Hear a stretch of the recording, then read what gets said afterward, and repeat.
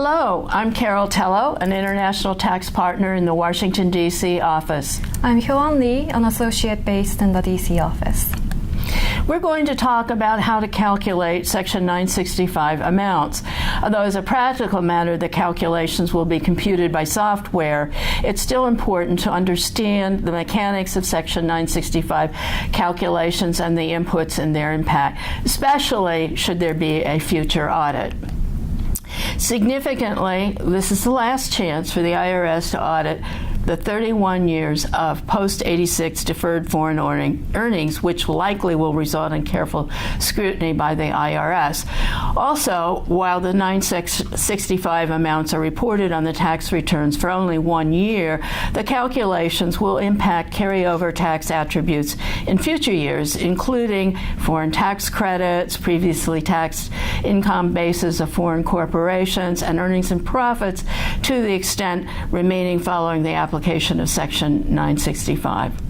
The IRS publication 5292 provides worksheets to calculate the 965 transition tax.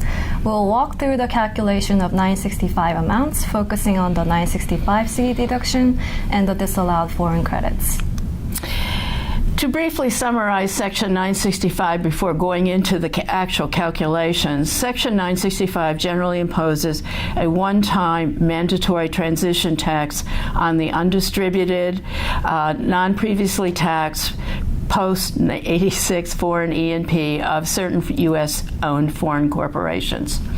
Section 965C allows a U.S. shareholder of such a corporation to deduct a portion of that inclusion amount.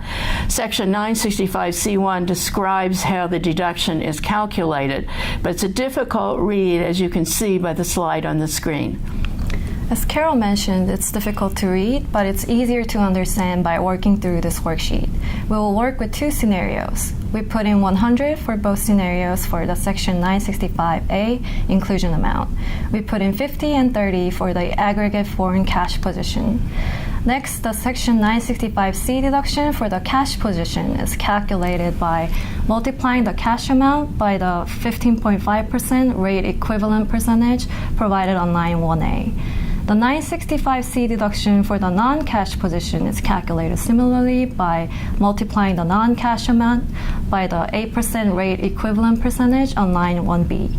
The final Section 965C deduction is the sum of lines 8 and 11. We end up with a deduction of about $66 and a taxable income of $33 in scenario 1, and similar ratios of a deduction of $70 and a taxable income of $29 in scenario 2. As there's a smaller deduction in scenario 1, the transition tax will be higher because the tax base is higher.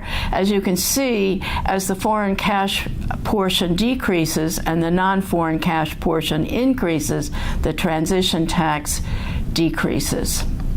Moving on to the disallowed foreign tax credits, Worksheet H shows how to make the calculation.